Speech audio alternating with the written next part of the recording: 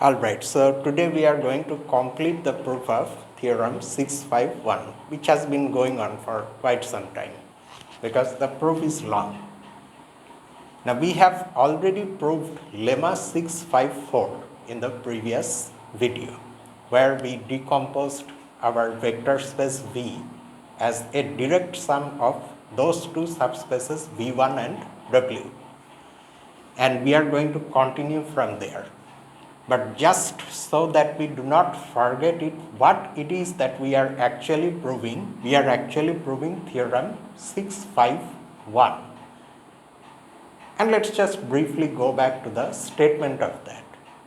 It says that T is a linear operator on a finite dimensional vector space V, and T is nilpotent of index of nilpotence n1.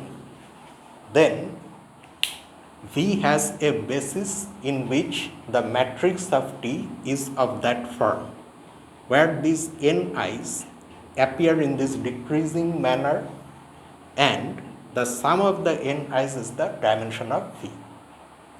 Alright, so let's continue the proof and complete it. So whatever we have done so far in the proof, let me just write ... in its place. And now by lemma 654, V is the direct sum of V1 and W, where we know that V1 and W are both invariant under T, but we already know about V1. We have found V1 in the beginning itself. So far, this is what we were working on, W, finding W, and we found that in the previous video. So let's just mention the fact that W is invariant.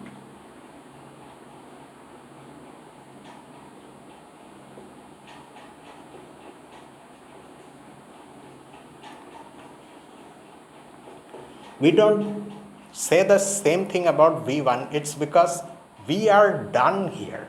I mean, the proof is going, right? It's still going on, and in this part we are done.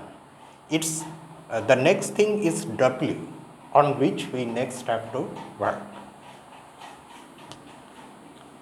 Alright, now using the basis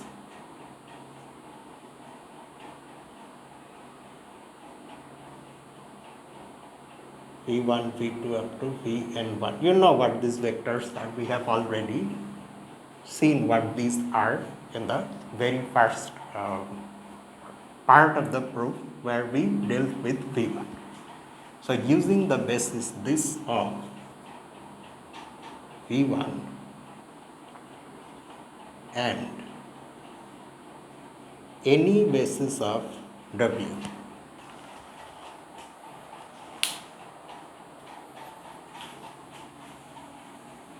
W being a subspace of the original vector space V is also finite dimensional, and it will also have a finite basis. And because V is the direct sum of V1 and W, if you choose any basis of V1 and any basis of W, you take their union, and that will give you a basis of V. And there won't be any common vectors because the sum is direct. Any basis of W, we get a basis of V in which the matrix of T is of the form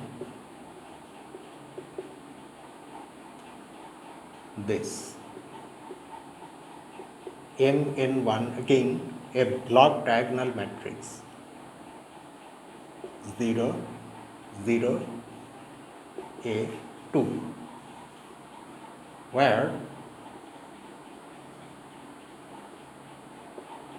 A2 is the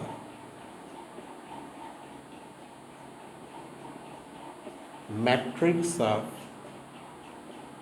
T2.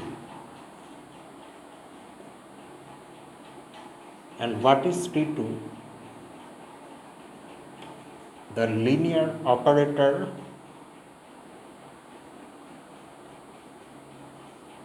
induced by T on W. We already know that since W is invariant under T, so if you restrict T on W, then that restriction will be a linear operator on W itself. That linear operator we are calling T2.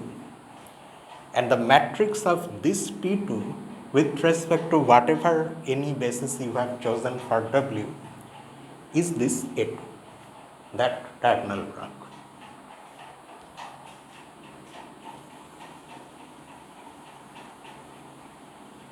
And actually, in writing this matrix of T, we have really used the very first lemma. You may remember that while starting before starting anything here on nilpotent operators, we came across a general lemma. That lemma, I think it was lemma 651, which tells us that if a space is a direct sum of some other spaces, then the matrix of a linear operator on that space can be given like this, as a block diagonal matrix, where the individual blocks are the matrices of the linear operators on those spaces in that direct sum induced by this linear operator. Okay, so if you want, you can mention that because of lemma 651, we are getting this thing, since V is the direct sum of V1 and W.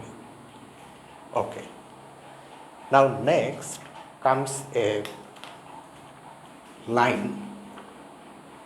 It may confuse us, since the original operator T has index of nilpotence n1, so the n1th power of T is the 0 operator. So T2 to the power n2 is 0 for some n2 less than or equal to n1. Actually, we can also mention that this n2 is positive. But why? Why does such an n2 exist? You see, this is your original vector space, right? This is your V, and T is a linear operator on V. It's basically a function from V to V, such that if you consider this power of T, then it becomes the 0 operator on V. At any vector, this operator gives you the output 0 vector. Alright. Now if you restrict the operator T on W, W is a subspace, then you get the operator T2. Okay. Now because T to the power n1 is 0, did you see that T2 to the power n1 is also equal to 0? Why? See, the only difference between T2 and T is that they have possibly different domains. T has domain V, T2 has domain W, which is slightly smaller. Now, if this n1th power of T is 0, What does that mean? It means that if you apply t to the power n1 on any vector coming from V, then you get 0. In particular, if that vector comes from W, also you will get 0.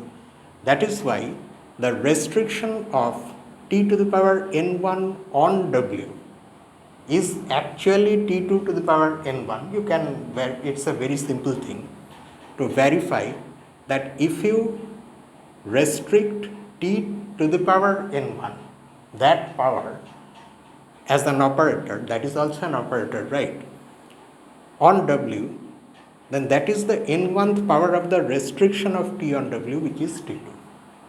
But then that also is equal to 0. Alright, so some positive power of t2 is the 0 operator, and by positive power I mean a power in which the exponent is a positive integer. But this n1 may not be the smallest positive integer for which this happens, and that smallest is n2. Since we see that at least one positive exponent exists for which the power of t2 is 0, so by the well ordering principle, a smallest positive will also exist, and that is how we get n2. That's why n2 is a positive integer for which this thing will happen. Okay. And when I remarked that whatever we did with V and that got us V1, we are going to next do the similar thing with W. So now we are going to write that.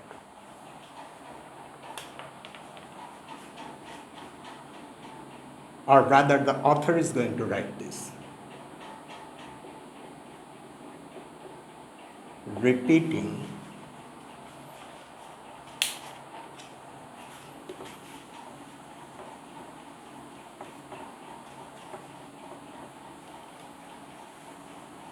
let me use the exact language that Herstein used. Repeating the argument, I think he writes, yes. Repeating the argument, for some reason I have written down exactly what he has written. Maybe his language is more clear than mine.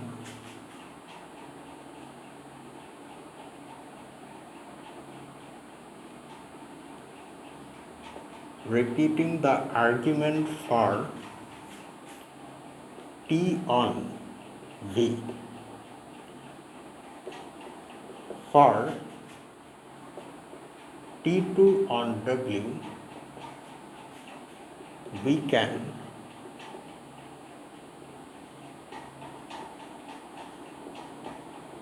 decompose W exactly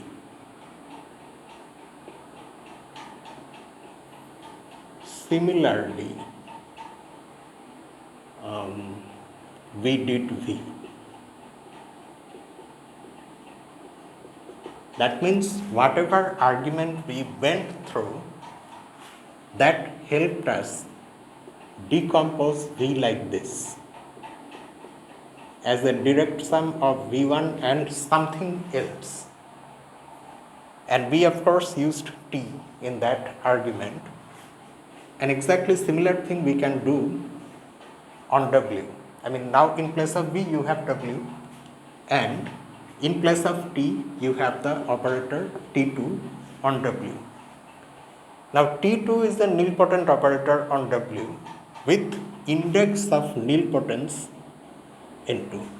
Actually, I think the proof has not really made it clear that n2 is the index of nilpotence of this T2. But you assume that, okay, and I think you should actually write that down. For some n2, which is the smallest positive index for which the power of T2 is 0.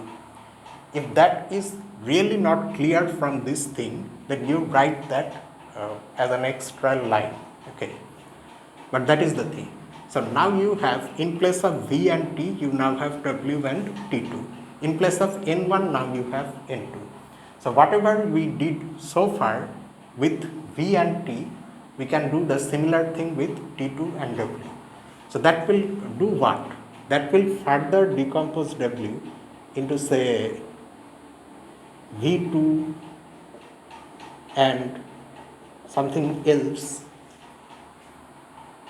okay, and the matrix of T2 with respect to that basis of W which we chose there and wrote that any basis of W which we denoted by A2 will itself be of what form? Will be of this form. Remember, here we have the index of nilpotence of the operator that you have on the current space. Now the current space is W and the operator is T2. Its index of nilpotence is N2. So M N2 0 0 sum A3. What is this A3? This A3 is the matrix of the operator that T2 induces on W prime, and like that it goes on, okay. And so the author writes next,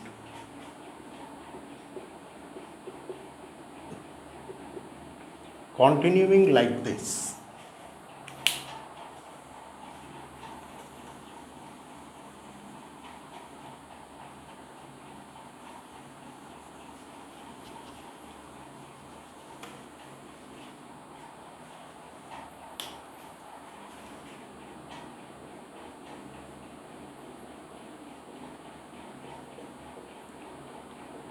we get a basis of V in which the matrix of T has the required form.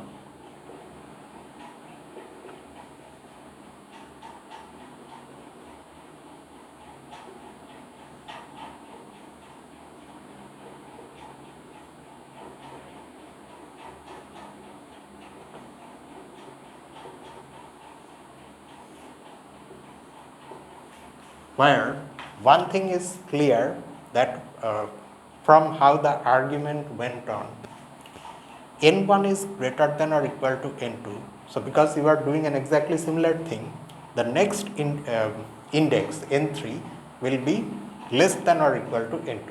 So N1 is greater than or equal to N2, N2 is greater than or equal to N3 and so on.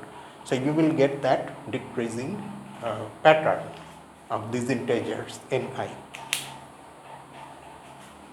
And something else is also almost immediately true, namely that the sum of the Ni's is the dimension of V.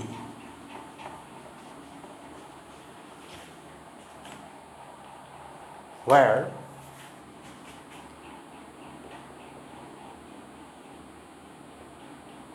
clearly we have this. If you want, you can mention that these are all positive integers. The author hasn't done so because it's obvious. Also, obvious means obvious from the context, but really not obvious. This is one really bad thing about, maybe I should not say like this, but it is what it is. It's one bad thing about Herstein that he never cares for these little things, which at times make things unnecessarily confusing.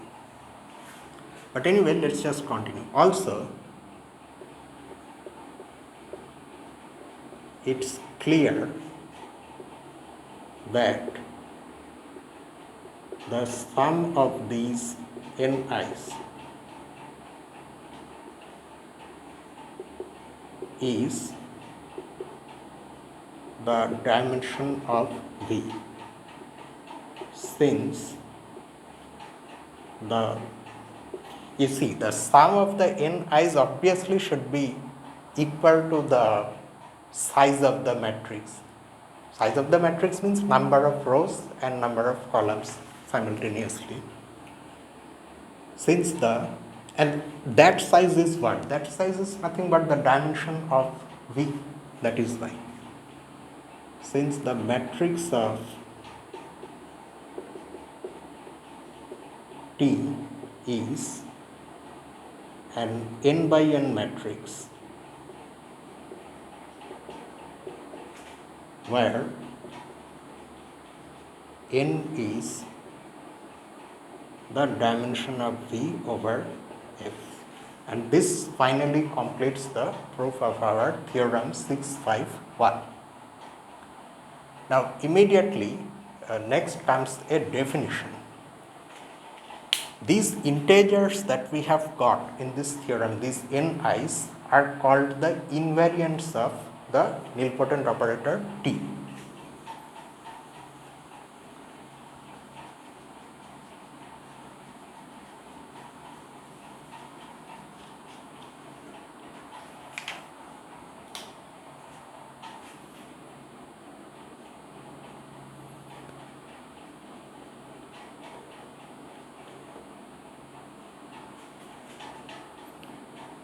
The integers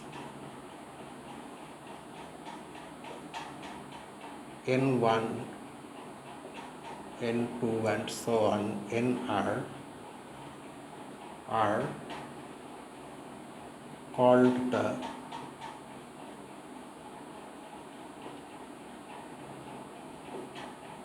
invariants of T. Okay, now what is the significance of these numbers? I mean, apart from the fact that they arise in the matrix of T, the significance is that these numbers in some sense characterize T.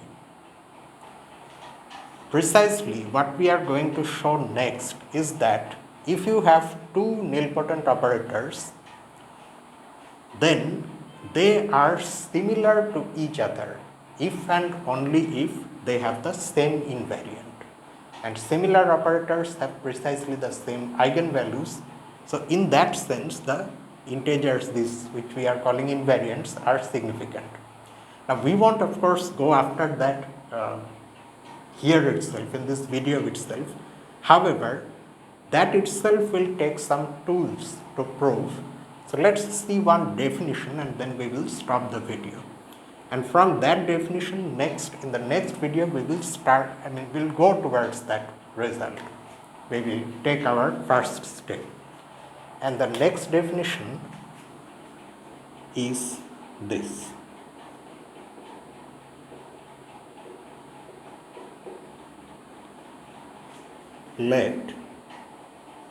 The author kind of wrote everything in one line, but let me just write it in a few lines. Let T belonging to A of V be nilpotent. Let M be a subspace of V of dimension small m.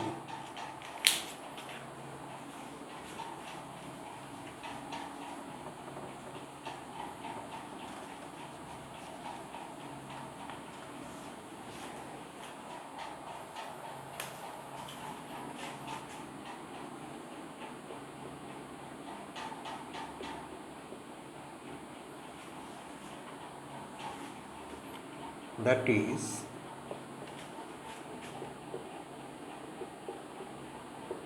invariant under T. Okay, then what is the definition? We say that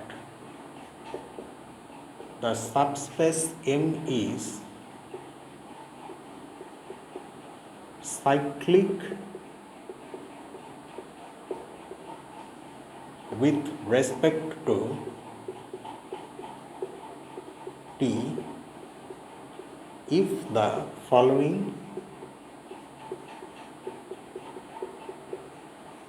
two conditions are true.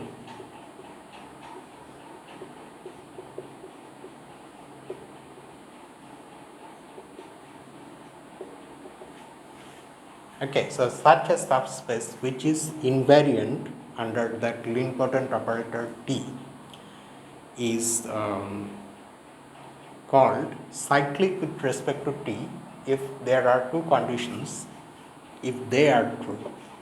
Number one, that the image of M under T to the power M. You see, we have got used to seeing index of Nilpotent operators, right? This M is not necessarily the index of T. It is rather the dimension of capital M. Okay, so do not confuse that with that. If this is equal to the zero space, but the image of M under T to the power M minus 1 is not equal to the zero space. This is one condition. And the second condition is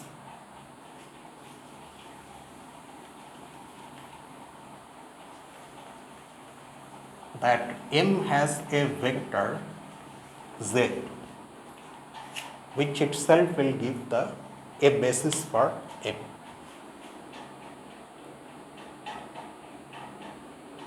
There should not start with a capital letter, so we have semicolon here.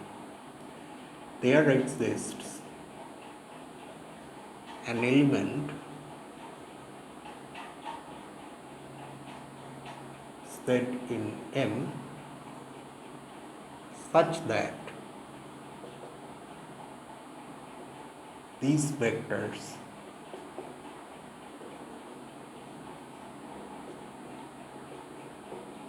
form a basis of M. And the author also remarks that actually this second condition implies the first one. Okay, so we will see in the next video what these things are and where they are going to take us next. Okay, how we can use this idea and other things and some results to get to that result that two nilpotent operators are similar if and only if they have the same set of invariants.